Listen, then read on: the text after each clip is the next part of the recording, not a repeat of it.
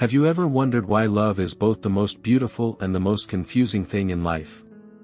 Why do some relationships last forever, while others fail despite all your efforts? Modern dating advice often reads like a playbook of tricks, clever texts, dark psychology, hacks, and power moves that promise instant attraction. Yet most of us can feel when we're being managed instead of met. What if the real key to making someone want you isn't manipulation at all, but character, the quiet strength of a person who knows who they are, lives with purpose, and treats others well?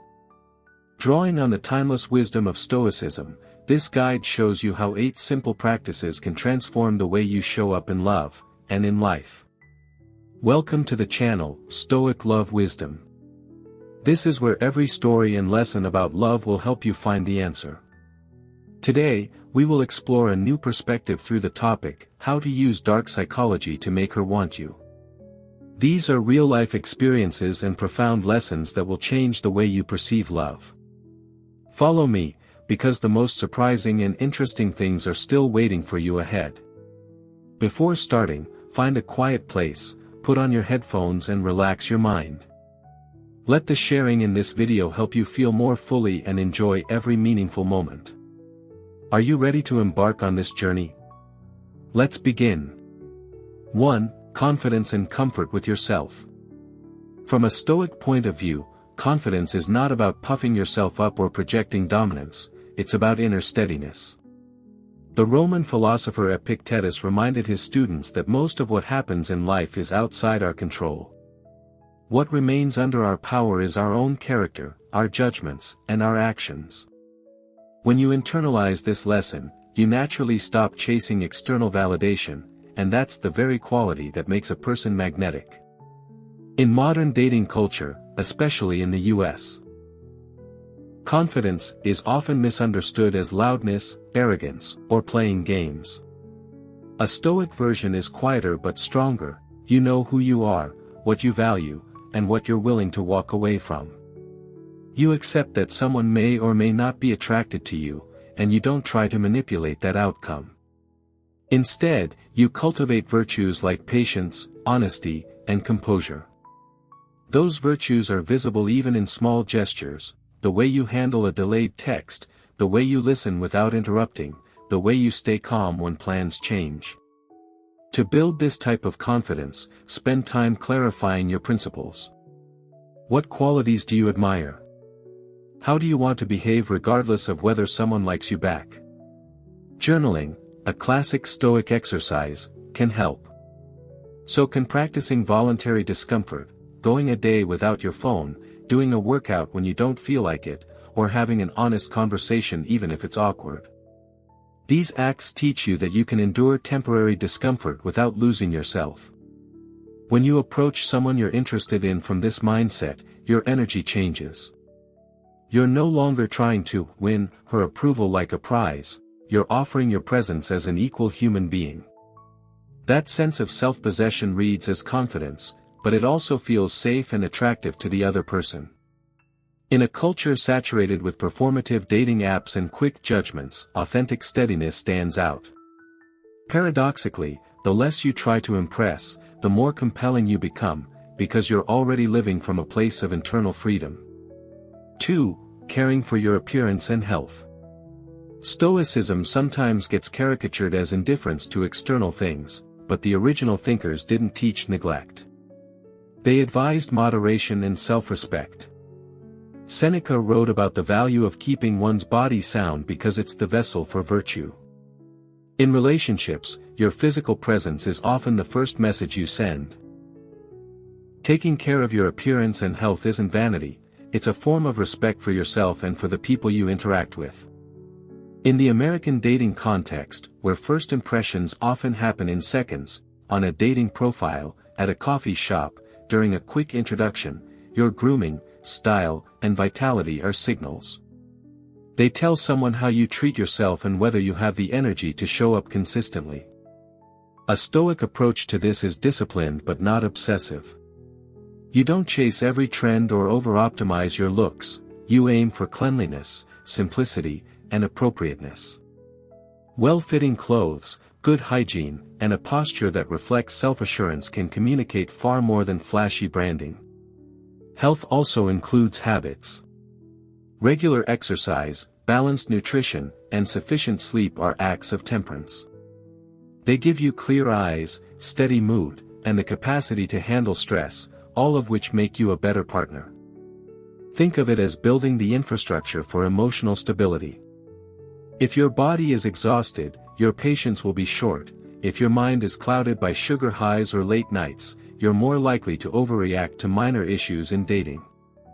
By contrast, a healthy routine grounds you, so you respond rather than react.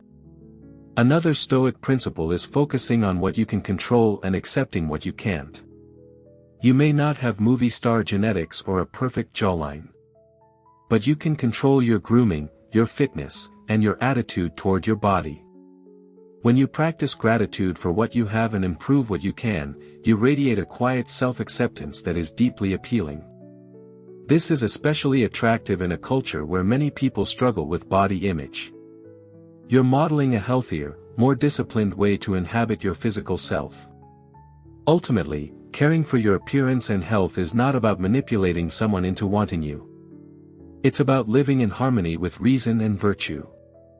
You show up to life and to relationships, as a whole, vibrant person. That readiness is felt by others, and it often draws the very kind of attention you were hoping for without any tricks or dark tactics. Have you ever realized that, in love, moments of silence are sometimes more powerful than 1,000 words?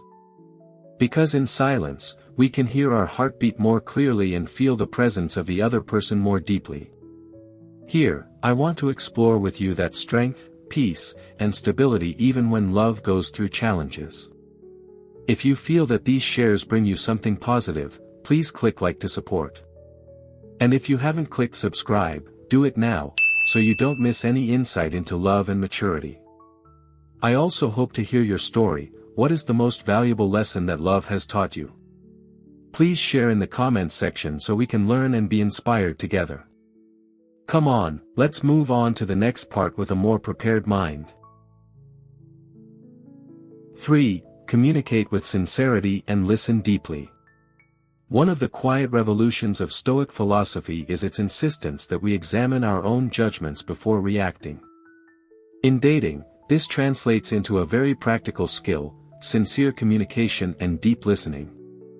In a culture where conversations are often distracted, phones buzzing, people scrolling, your full, undivided attention is rare. That rarity makes it powerful. From a Stoic view, speaking sincerely begins with self-discipline. Marcus Aurelius wrote that one should say only what is true and just, and leave the rest unsaid. In practice, this means you resist the impulse to exaggerate your achievements, embellish your stories, or present a curated persona.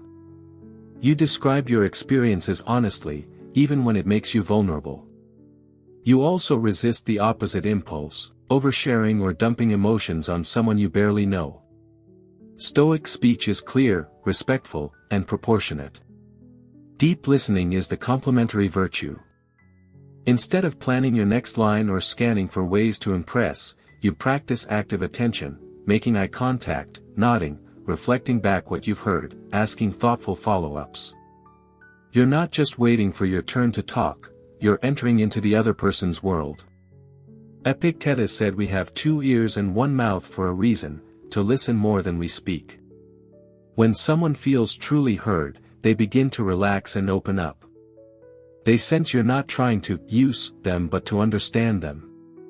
That's the beginning of real connection. A Stoic approach also helps you manage disagreement. If she says something you don't share, a political view, a taste in music, you don't feel personally attacked. You acknowledge your own reaction, pause, and respond calmly. This composure signals maturity and creates psychological safety. In American dating culture, where many people have experienced ghosting, gaslighting, or passive-aggressive behavior, a calm, honest communicator is strikingly attractive. Practically, you can build this skill through small exercises. Put your phone away during conversations, paraphrase what she just said to confirm you understood, practice open-ended questions. What drew you to that hobby? These are not tricks, they're habits of presence. Over time, your sincerity and listening become part of your character. You're no longer performing, you're simply living your values. That authenticity tends to draw people in naturally because it offers a rare sense of trustworthiness and groundedness. 4. Use humor thoughtfully to create ease. Humor, when rooted in good character, is one of the most attractive social skills. It breaks tension, creates shared joy, and shows cognitive flexibility. Yet from a Stoic lens, humor is not about sarcasm, cruelty, or constant joking. It's about temperance and timing, the ability to lighten the moment without undermining respect. The Stoics valued cheerful composure.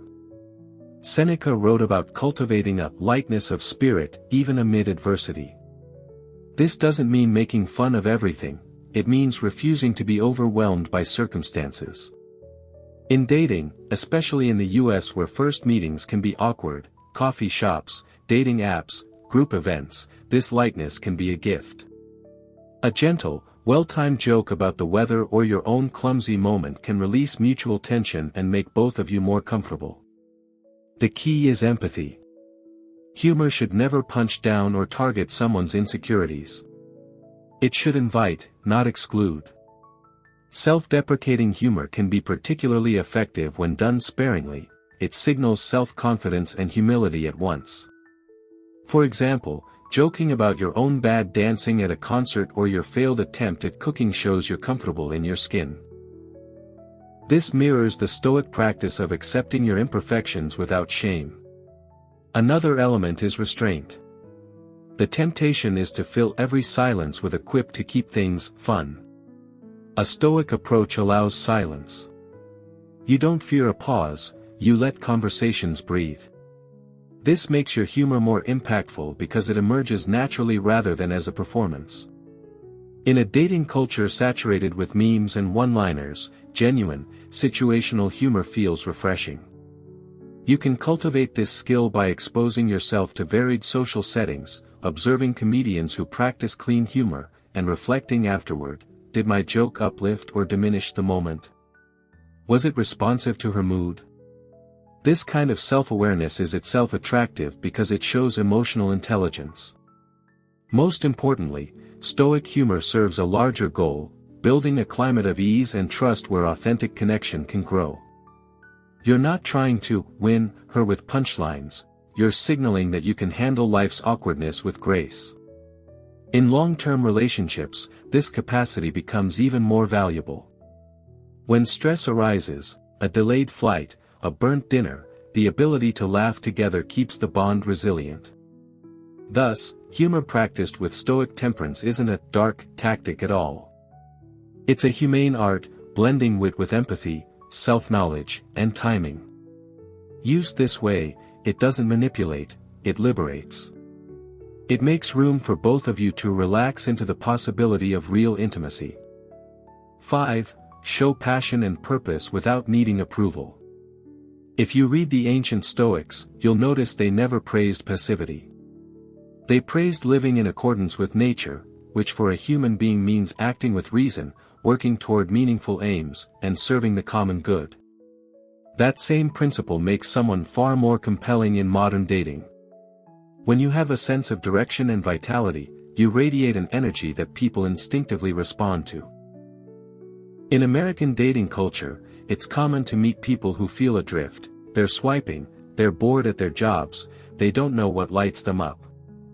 By contrast, when you talk about something you're genuinely engaged in, your graduate program, your side business, your volunteer work, even your weekend hiking project, your eyes brighten. You're not performing, you're sharing a part of your life that already has meaning. That enthusiasm is contagious. A Stoic twist is that you pursue your purpose without clinging to its outcomes. Marcus Aurelius reminded himself daily that he could control only his efforts, not how others judged them. In dating, that means you're not flaunting your ambition to impress someone, nor are you diminishing it out of fear of seeming too intense. You simply live your purpose. If she resonates with it, wonderful. If not, you're still fulfilled. This self-sufficiency feels safe to be around because it shows you won't collapse under rejection or pressure. It's also important to balance passion with presence. Some people talk so much about their work or hobbies that the other person feels like an audience rather than a partner in dialogue. A Stoic approach keeps your ego in check. You share what excites you, but you also invite her to talk about her own projects, and you listen. This creates mutual inspiration instead of a one-way broadcast. To cultivate this quality, spend time clarifying your values and goals outside of dating. Journal about what kind of person you want to be in 5 years. Practice showing up fully to your current obligations, whether or not anyone notices. When your life has intrinsic meaning, your conversations naturally reflect that. You're no longer hoping someone will complete you, you're offering a rich, self-directed life that she can choose to enter. This posture turns what many people think of as attraction on its head. Instead of using passion and purpose to lure someone, you're simply living a life worth sharing. That, paradoxically, is far more attractive than trying to impress. It shows you're not a project waiting to be fixed, you're a partner who already stands on solid ground. In love, sometimes silence is the answer. It gives us time to listen to ourselves and understand the other person's heart better. That's also the reason I share stories on this channel, so that you have a pause, a peaceful space to reflect. If you find this meaningful, please click like and don't forget to subscribe, so that we can continue to accompany each other on the journey to find a peaceful and profound love. Now, let's continue the rest with me. 6. Cultivate just enough mystery, boundaries as respect. Mystery often gets framed as a manipulative tactic, withholding information to create intrigue. From a Stoic perspective, the healthier version is about boundaries and self-respect. It's not about playing games, it's about pacing intimacy so that both people have space to discover each other naturally. In US dating culture, oversharing is common. On a first date, people sometimes disclose their entire relationship history, family drama, and life plan. While honesty is virtuous, dumping every detail too soon can overwhelm the connection and erase the thrill of gradual discovery. A Stoic approach advises temperance: speak truthfully, but also appropriately. Share enough to be real, but not so much that you collapse the mystery of who you are. Boundaries also protect you. Epictetus taught that we must decide what is up to us and guard it. Your private reflections, your friendships, your inner rituals, these can stay yours until trust develops. When you hold some aspects of your life gently to yourself, you're not hiding, you're signaling that intimacy with you is earned, not assumed. This makes the relationship feel more meaningful because it grows through shared experience, not instant exposure. Practically, just enough mystery might look like this: you answer questions honestly but briefly at first, letting her ask follow-ups. You don't text constantly every hour of the day, you give space for anticipation. You introduce her gradually to your circle of friends rather than all at once. These rhythms create a natural sense of curiosity. She sees that you're available and sincere, but also that you have a full life outside the budding relationship. That's attractive because it signals emotional independence. A Stoic mindset helps you resist the urge to overshare out of anxiety. When you're comfortable with yourself, you don't rush to fill silence or prove you're interesting. You allow the other person to draw closer at her own pace. This patience shows respect for her autonomy as well. You're not pulling her into your life, you're inviting her. Another benefit of healthy mystery is that it sustains long-term intrigue. In a lasting relationship, you'll continue to grow, develop new interests, and have private thoughts. Sharing them gradually over time keeps the connection fresh. You don't have to reinvent yourself, you just keep living and learning, and the person with you keeps discovering new facets. In short, Just enough. Mystery from a Stoic viewpoint is really about self-mastery and respect, for yourself and for the other person. It transforms being mysterious from a game into a natural expression of dignity. You're not using scarcity to manipulate, you're simply pacing disclosure in a way that fosters trust and curiosity. That makes the connection feel earned rather than engineered, which is far more powerful than any dark psychology tactic. 7. Treat everyone with respect, character as magnetism. The Stoics taught that virtue is the only true good and that all humans are fellow citizens of the cosmic city. In dating, this translates into a principle that sounds simple but is rarely practiced consistently: treating everyone you encounter with respect, not just the person you're trying to impress. In the US, where service workers, ride-share drivers, or baristas interact with hundreds of people a day, they can immediately tell who sees them as human and who sees them as invisible. Your date can see it too. If you're polite to her but dismissive of the server, she registers a warning sign. How you treat someone who can do nothing for you is who you really are. Conversely, if you treat everyone with steady courtesy, it signals integrity and emotional maturity, qualities far more attractive than flashy displays. From a Stoic point of view, respect is not a tactic but a way of life. Marcus Aurelius reminded himself daily to expect rudeness, ignorance, or ingratitude from others and to respond with patience. Practicing this on dates means you don't lose your temper when the restaurant messes up an order, you don't belittle the staff, and you don't use people as props for your humor. You keep your composure because your dignity doesn't depend on external events. This steadiness creates a ripple effect. Your date feels safer with you because she senses that your kindness isn't conditional. It's not turned on only when you're trying to get something. It's woven into your habits, your tone of voice, your posture, your willingness to listen. In a culture of performative niceness, big tips for Instagram but no eye contact with the server, authentic respect stands out. You can cultivate this virtue through daily exercises. Pause before speaking, ask yourself if your words honor the person's dignity. Make a habit of learning people's names: the receptionist, the barista, the delivery driver. Practice gratitude in private, not just when you'll get credit. These small actions build the muscle of respect so that it becomes effortless in dating. The paradox is that by not trying to impress, you impress more.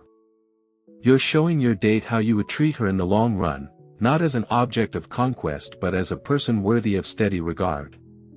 This alignment of values and behavior is magnetic because it's rare. In the Stoic frame, you're not performing virtue to get someone to like you, you're embodying it because it's who you've chosen to be. That authenticity tends to draw people who share the same standard. 8. Create shared experiences to foster connection. Finally, Stoicism teaches that we are social beings meant to act in community. Seneca wrote that, "No one can live happily who has regard only for himself." In dating, this means moving beyond words and into lived experience. Shared activities, even small ones, create a sense of us that deepens attraction more naturally than any scripted line. In American culture, where many early interactions happen online, first meetings can feel abstract. One of the best ways to bridge that gap is to suggest experiences rather than just exchanges.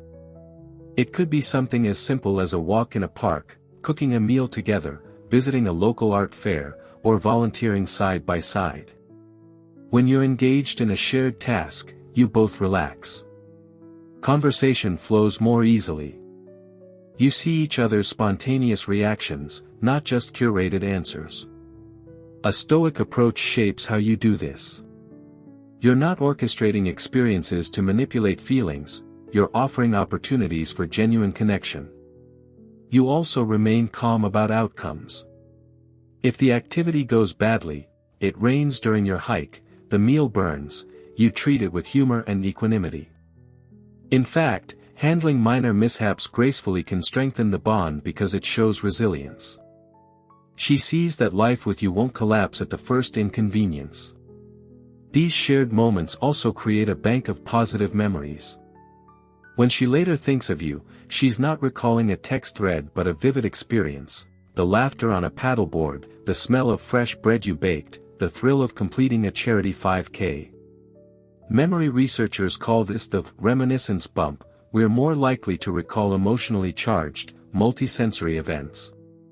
By living them together, you become part of her remembered life, not just another profile picture. From a Stoic lens, you also choose experiences aligned with your values. If you're committed to fitness, invite her to a hike. If you care about service, invite her to a community cleanup. This not only showcases your real life but also gives her a glimpse of how partnership with you might look day to day. There's no need for pretense, you're simply including her in what already matters to you. The deeper principle is that connection grows through shared reality, not through dark psychology tricks. You're building a relationship on common ground, literally and figuratively. By doing things together, you move from me and you to we without forcing it. This is the Stoic ideal applied to dating: act well, share life, accept outcomes, and let virtue do the rest. 9. Practice emotional regulation and resilience. Among all the virtues the Stoics championed, self-mastery sits at the center. Epictetus reminded his students that external events are not up to us, but our judgments and responses are. Marcus Aurelius wrote daily to himself about not letting anger, envy, or panic take over. This is not cold suppression, it is the art of keeping your inner life steady so you can act with reason and kindness. In the realm of dating, that skill is gold. American dating culture, for all its opportunities, can be volatile. Messages go unanswered, plans shift at the last minute, people carry different expectations about exclusivity. For someone without emotional regulation, these uncertainties can feel like a roller coaster: elation when a text arrives, despair when it doesn't, irritation at perceived slights. That volatility often pushes potential partners away because it feels unsafe. By contrast, a person who can acknowledge their feelings but still respond calmly offers a rare sense of stability. That stability itself is attractive. From a Stoic perspective, emotional regulation starts with awareness. You notice the surge of frustration when she cancels a plan. You name the disappointment without judgment. Then you ask yourself, is this within my control? The answer is almost always no. What you can control is your own reply. A brief, gracious message, "Thanks for letting me know. Let's find another time," preserves your dignity and leaves the door open. You've just practiced resilience in real time. Resilience also means maintaining your own sources of joy and balance so you're not dependent on a budding relationship to regulate your mood. Daily exercise, time in nature, meditation, journaling, and solid friendships all strengthen your inner core. These habits give you perspective. A date falling through doesn't feel like a catastrophe because your life is already full. That independence paradoxically makes you more appealing, because you're offering companionship, not neediness. Another element of Stoic resilience is reframing setbacks as training. Marcus Aurelius likened obstacles to fuel for the fire. If someone ghosts you, instead of spiraling into resentment, you use it as an opportunity to practice patience, self-respect, and clearer communication next time.